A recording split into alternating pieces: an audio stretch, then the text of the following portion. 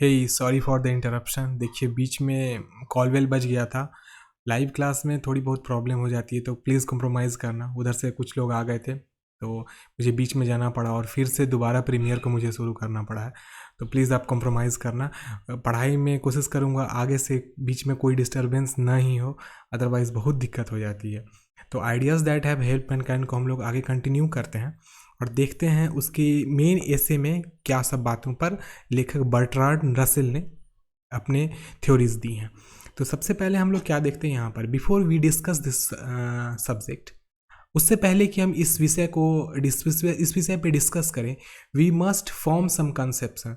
तो उसके लिए उस बात को समझने के लिए हमें अपने अंदर कुछ धारणाओं को लाना पड़ेगा।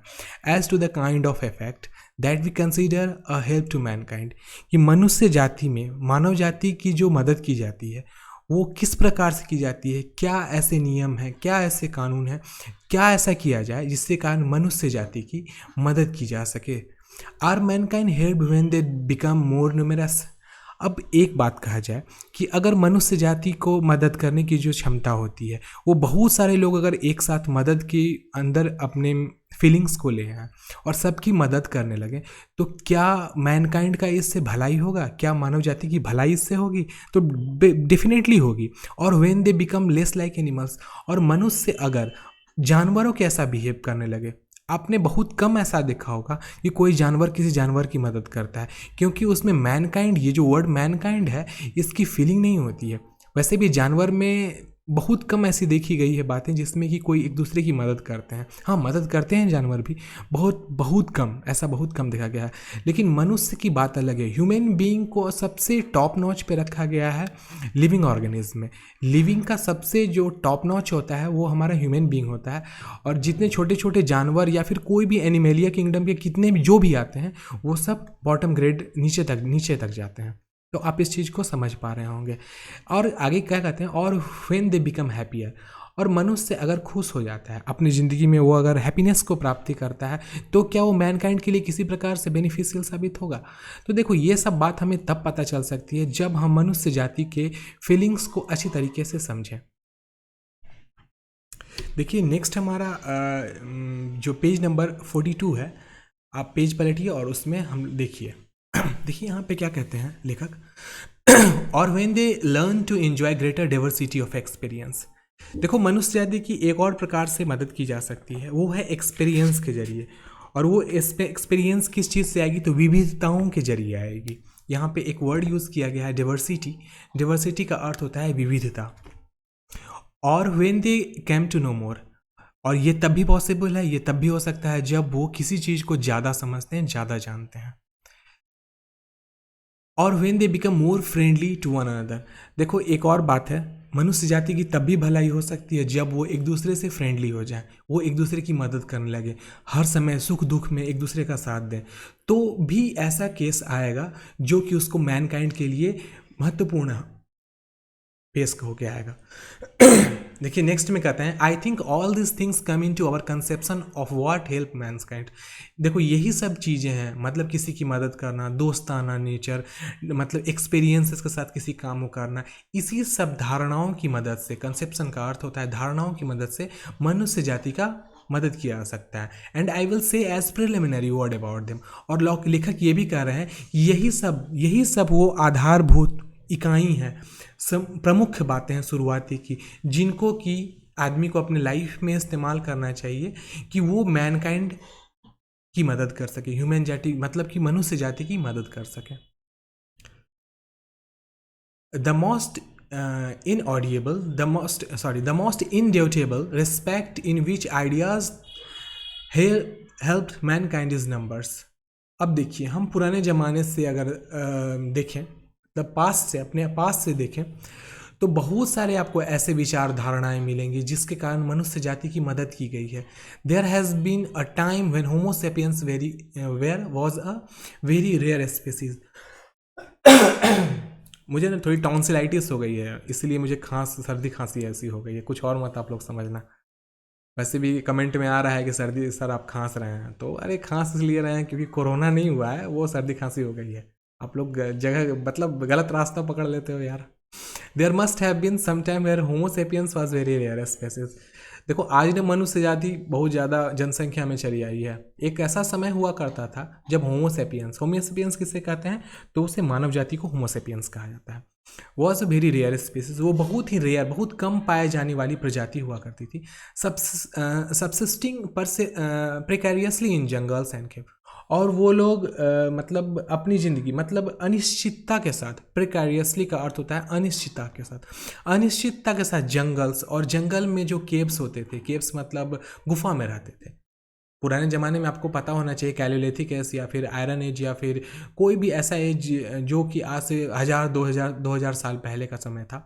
तो उसमें जितने भी मनुष्य जाति के प्राणी हुआ करते थे वो लोग जंगल में और गुफाएं में रहते थे, terrified of way wild beast, और वो डरे रहते थे किससे, तो जंगली जानवरों से डरे रहते थे।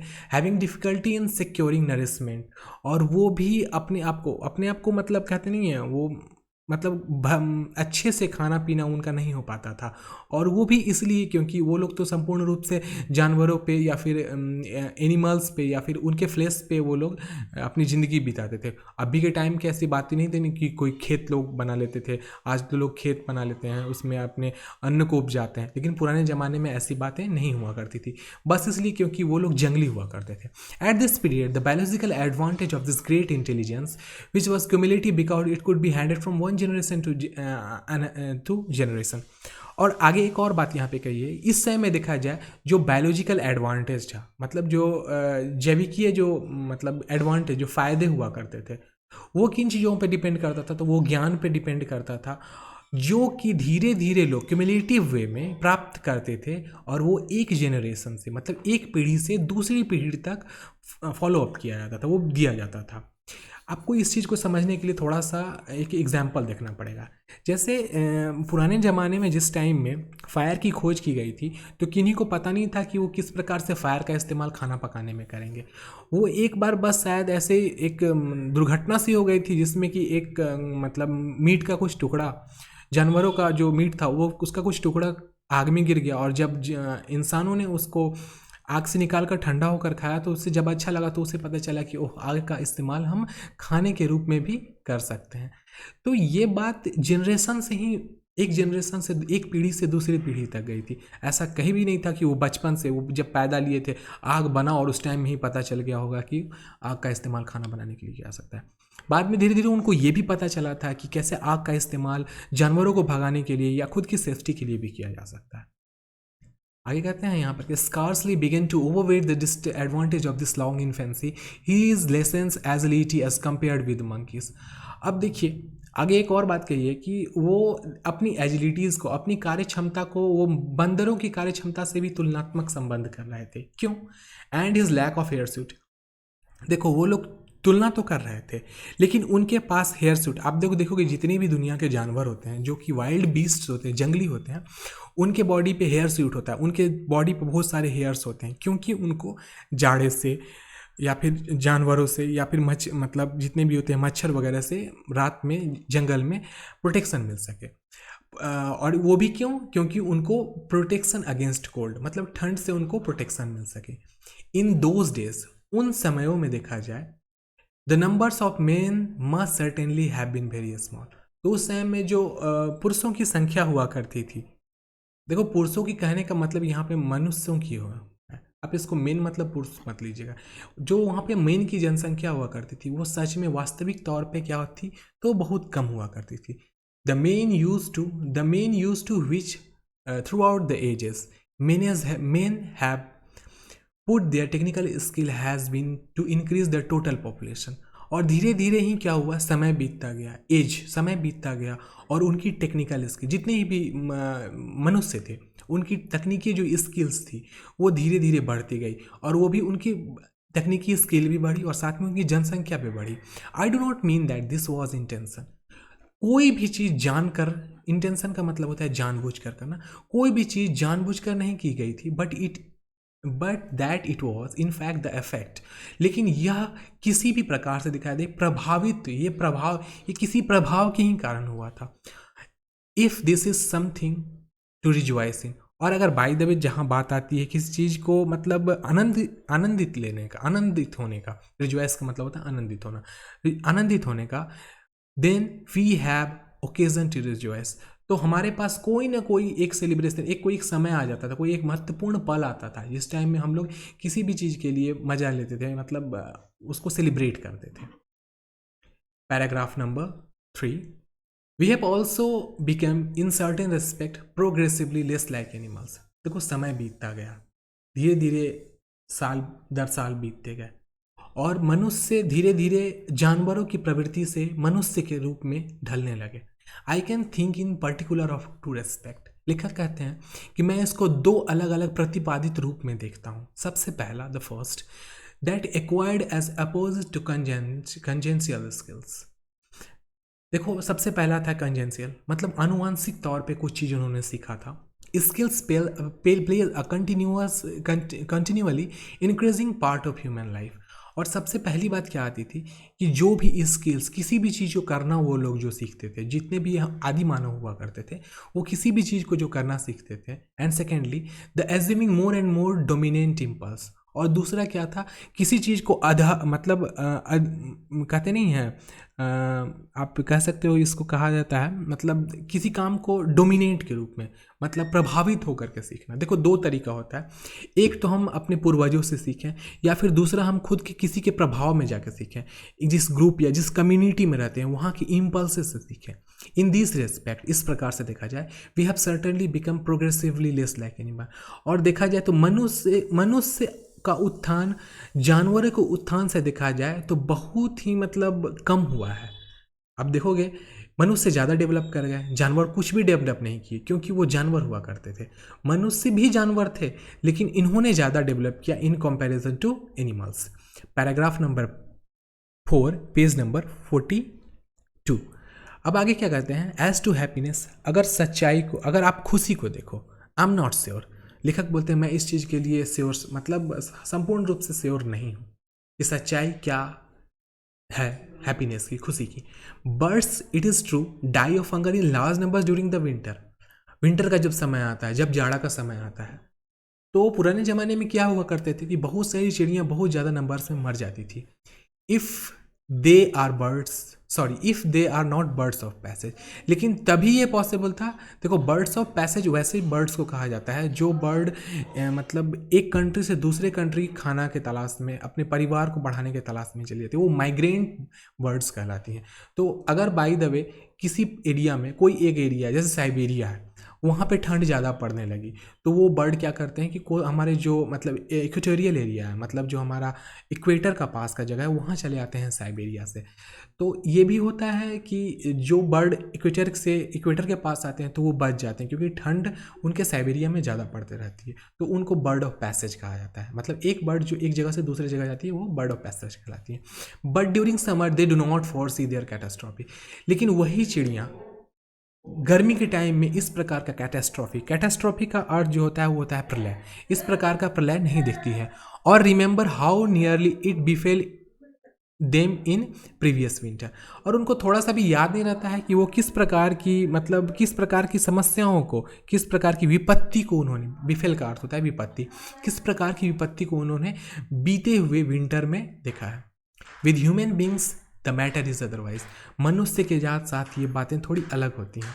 I doubt whether the percentage of birds that will die of hunger during the present winter is as great as the percentage of human beings that will die from the cause of India and in Central Europe during the same period। अब लेखक यहाँ पे क्या किए हैं, 1946-47 के time की मतलब कंपैरिजन किए, 1946-47 की टाइम का कंपैरिजन किए। उन्होंने कहा है कि जितने नंबर ऑफ चिड़िया की मृत्यु हो रही है इन समय में, उतने क्या उसी संख्या में लोग हिंदुस्तान और सेंट्रल यूरोप में मर रहे हैं। क्या आपको लगता है ऐसा हो सकता है? नहीं हो सकता है। मनुष्य जाति की मृत्यु दर जानवरों की मृत्यु दर से बहुत कम होती है। But every human death by starvation is preceded by a long period of anxiety and surrounded by corresponding anxiety of neighbours. लेकिन देखा जाए कि मनुष्य जाति का अगर मौत होता है तो स्टारवेशन, उनकी जो भूखमरी के कारण होता है, वो सिर्फ भूखमरी ही नहीं होता है, उसके साथ उनकी चिंता, या फिर जहाँ पे वो रह रहे हैं, जिस जगह पे रह रहे हैं, वहाँ पे होने वाली समस्याओं के कारण वो होता है। We suffer not only the evils that actually befall us, लेखक यहाँ पे कह रहे हैं कि सिर्फ ये समस्या हमारी गलतियों से या फिर दुखदाई ये जो इविल्स जो होते हैं, कटुता होती है, उसके ही कारण नहीं है, but all those that our intelligence tells us we have reason to fear. लेकिन लेखक यहाँ पर ये भी बात को ऐड कर रहे हैं कि ये सब हमारा किसी न किसी प्रकार से भय का एक स्वरूप बन के आता है। द कर्बिंग ऑफ इम्पल्सेस, देखो जो भी यहाँ पे इम्पल्स है उसका जो कर्बिंग है, मतलब उनका जो रोकथाम है, to which we are led by forethought, avoid physical disaster at the cost of very and general lack of joy. I do not think that the learned men of my acquaintance even when they enjoy a secure income, as the happy as the mice, the eat crumbles from the tables while erudite gentlemen snoozes। देखो मैं आपको यहाँ पे लेखक ने एक चीज़ को बताया है कि जो जानवर होते हैं, माइस, चूहा जो होता है, वो छोटे छोटे टुकड़ों को भी एक टेबल से लेकर खा करके अपनी ज़िंदगी में खुश रह सकता है, लेकिन एक ज्ञानी, एक इरुडाइट ज्ञानी व्यक्ति, जो जेंटल व्यक्ति है, वो उस समय में रुक जाए। वो क्या करेगा? वो उस समय में रुका रहता है, वो छोटी सी झपकी लिए रहता है, वो खाना खा के रुका और उसी टाइम में उसके जूठन कुछ गिर गया, तो वो क्रम्स को, वो जूठन को वो चूहा खा करके अपनी ज़िंदगी में खुश रह सकता है। In this respect therefore I am not convinced that there has been any progress at all.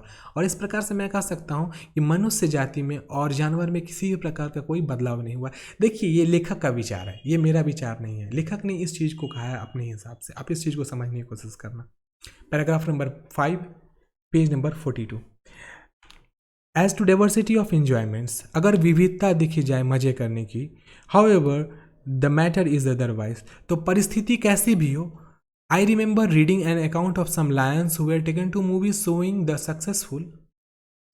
successful depredations of lion in the wild state।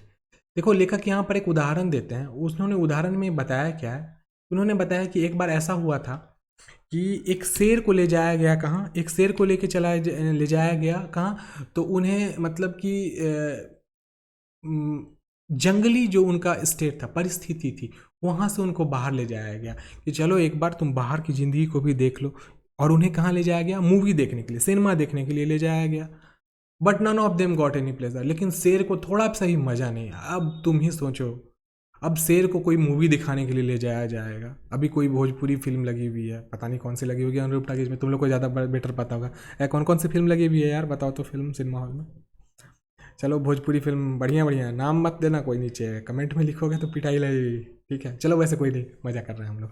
तो जो भी सिनेमा, अगर किसी भोजपुरी फिल्म को दिखाने के लिए किसी शेर को ले जाओगे तो क्या उनको मज़ा आएगा जी? वो कोई प्लेजर, वो कोई मज़ा ले सकेंगे? वो ले ही नहीं पाएंगे फ्रॉम द स्पेक्टिकल। अब उनके पारिदृश्यिक व्यू से वो मज़ा ही नहीं ले पाएंगे। Not only music, the poetry and the science, but football and baseball and alcohol afford no pleasure to animal. अब किसी जानवर को, कुत्ते को ही लेके चले जाओ, अब उसके हेडफोन लगा दो कान में। अब किसी बिल्ली को ले आओ, उसको कविता सुनाओ, उनको साइंस के बारे में बताओ। अब किसी हाथी को ले आओ, बोलो भाई फुटबॉल खेलो। अरे हाथी फुटबॉल लेकिन खेलता है, तो वो जंगल वाले नहीं होते, वो सर्कस वाले होते हैं।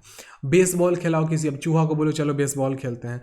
अब किसी गधा को लो, उसको दारू पिला दो, तो भाई अब क्या वो मज़ा ले पाएगा? वो तो बोलेगा भाई कैसी ज़िंदगी हो गई, इंसान लोग इतने गंदे काम करते, मुझे तो पता ही नहीं था। तो वैसे भी जानवरों के ऊपर इन सब चीज़ों का कोई मज़ा नहीं होता, उनको मज़ा ही नहीं आएगा। Our intelligence is therefore certainly enabled us to get a much greater variety of enjoyment. और मनुष्य जाति का इंटेलिजेंस ही एक ऐसा चीज़ है जो कि उनको इन सब कामों में मज़ा लेने के लिए, इंजॉय करने के लिए प्रतिभूतित करता है then in open to animals, जो कि जानवरों के वनस्पति में देखा जाए तो अलग है। But we have purchase this advantage at the expense of much greater liabilities of boredom. लेकिन कुछ भी हो, मनुष्य जाति कितना भी कुछ भी कर ले, लेकिन वो एक न एक दिन इन सभी चीज़ों से उब जाता ही जाता है। और वो क्यों उब जाता है? क्योंकि सिंपल सी बात है, कोई आदमी बहुत ज़्यादा मूवी देखने लगेगा तो एक दिन उसको मूवी देखना पसंद आना बंद हो जाएगा। तो देखिए इस चीज़ के लिए मैं आज थोड़ा सा खुद गंदा फील कर रहा हूँ कि बीच लाइव क्लास से मुझे जाना पड़ गया। आगे से ऐसी नहीं होगी। आज हम लोग पेज नंबर 43 का 5वां पैराग्राफ ही पढ़ेंगे। अब आप लोग क्या करना, जितने भी वर्ड्स होंगे आप इस वर्ड्स को लिख लेना अपने कॉपी पर, जो भी आपको टफ लगेंगे। और क्लास और व्हाट्सएप का जो ग्रुप है हमारा, उस ग्रुप में मैं सारे वर्ड्स का हिंदी आपको लिखवा दूंगा। कोशिश करता हूँ आज की क्लास आपको ठीक लगी होगी। शाम के टाइम में 9 बजे फिर से हम लोग ग्रामर पढ़ेंगे। तब तक के लिए आप घर में रहो, अच्छे से रहो और पढ़ाई करो। हम लोग नेक्स्ट क्लास में फिर से मिलेंगे, और मतलब नेक्स्ट क्लास में मतलब अगले दिन हम लोग 6 से लेकर के इस वाले हमारा जो ideas that have helped Mankind है, इसको पूरा का पूरा हम लोग कंप्लीट कर लेंगे। तो तब तक के लिए गुड बाय। और बच्चों आप लोग ढंग से पढ़ो, हम आपके कमेंट्स को पढ़ेंगे। और लिटरेचर चल रही थी इसलिए मैं ज़्यादा आपसे बात नहीं कर पा रहा था, ग्रामर वगैरह में थोड़ा बहुत बातचीत चल जाती है। तो आप पढ़ो, अच्छे से पढ़ो, और कोई प्रॉब्लम हो तो मुझे बताना, और अपने दोस्तों से भी शेयर करो, और लाइक करना है वीडियो को। लाइक नहीं करके जाओगे तो ये दुख वाली बात हो जाएगी। बड़ी मेहनत से वीडियो बनाना पड़ता है, और साथ में ये डिजिटल बोर्ड पे काम करो, वर्क, ये सब बहुत टफ वर्क है, सच बताते रहो। अगर आप देखोगे मुझे करते हुए तो बोलोगे सच में sir you are doing a great job. सोचो, इधर बोलना भी है, बुक भी देखना है, डिजिटल बोर्ड पे लिखना भी है, एंड सो ऑन थिंग्स। चलो बहुत सारी बातें हुई, मेरी बातों को आप ध्यान मत दो उतना, आप लोग पढ़ाई करो। चलो बाय बाय, टेक केयर।